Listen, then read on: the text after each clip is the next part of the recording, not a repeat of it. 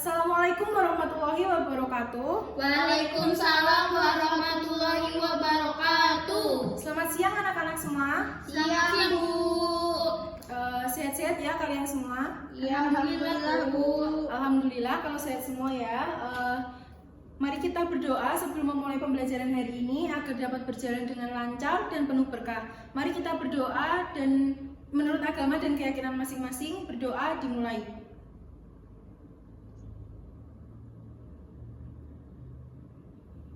Berdoa selesai.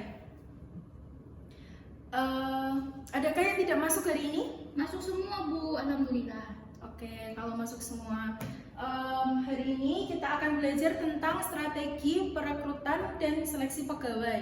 Tujuan pembelajaran hari ini adalah agar kalian mengetahui bagaimana proses perekrutan dan seleksi pegawai yang ada di perusahaan, serta bagaimana strategi-strategi yang dapat digunakan perusahaan untuk membantu perusahaan mendapatkan karyawan yang tepat atau berkualitas.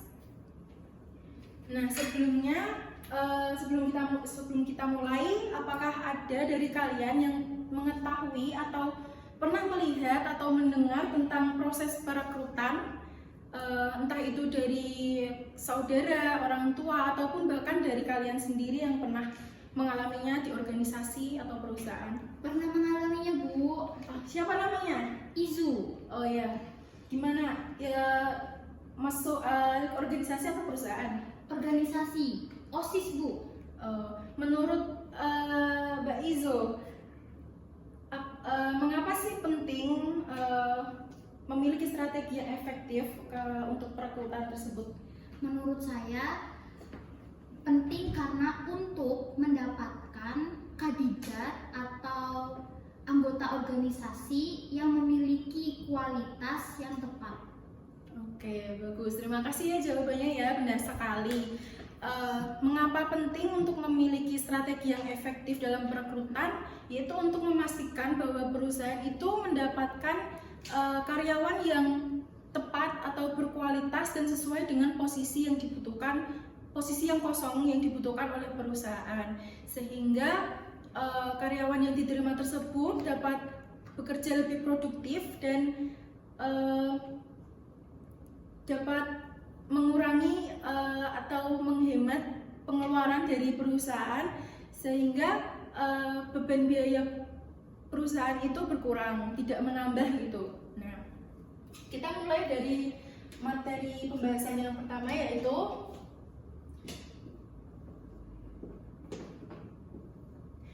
dimulai dari sini. Ini rekrutmen dan seleksi. Rekrutmen dan seleksi itu berbeda ya. Rekrutmen itu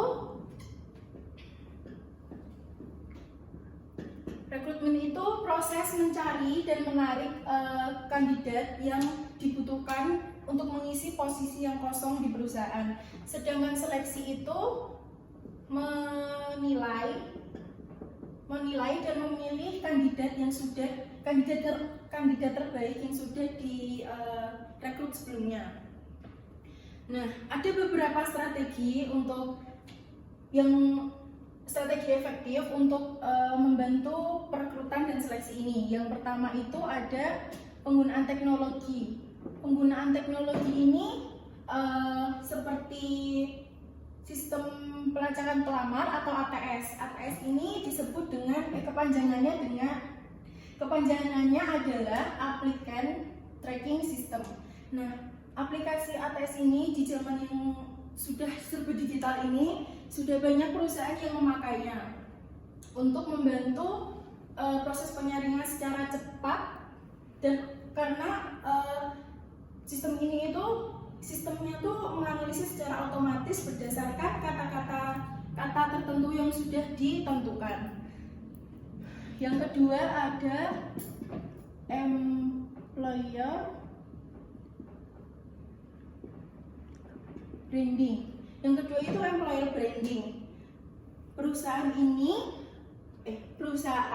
yang memiliki reputasi bagus biasanya lebih mudah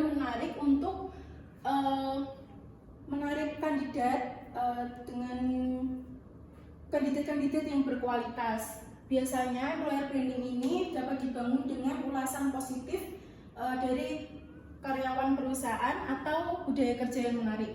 Yang ketiga itu ada wawancara.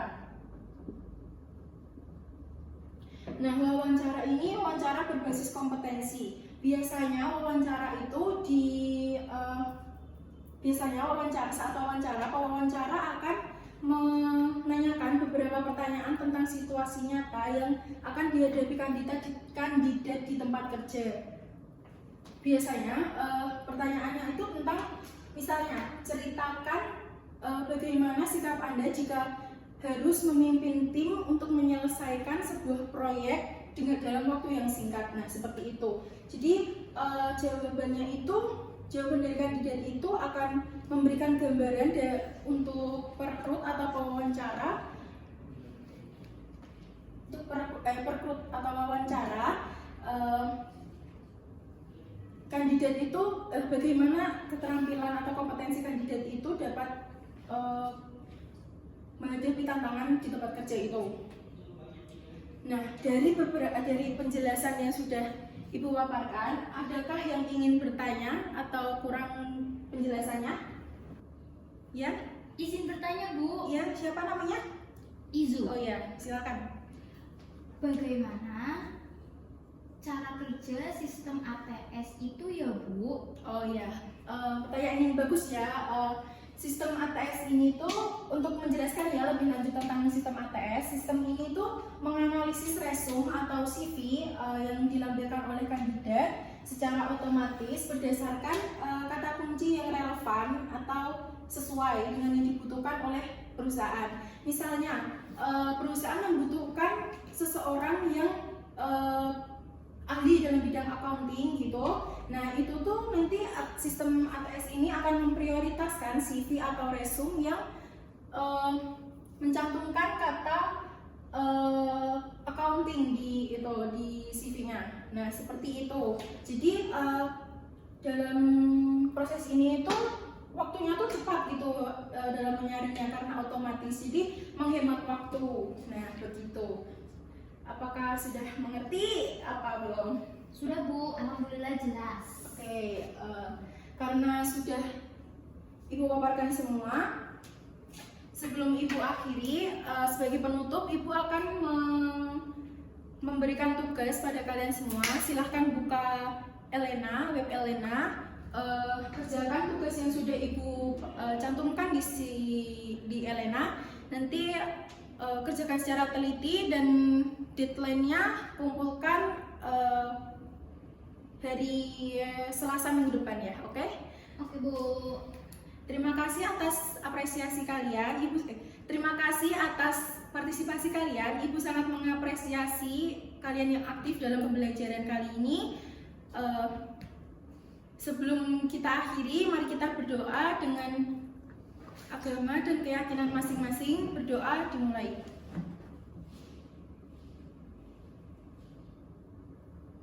Berdoa selesai. Terima kasih anak-anak. Wassalamualaikum warahmatullahi wabarakatuh. Waalaikumsalam warahmatullahi wabarakatuh.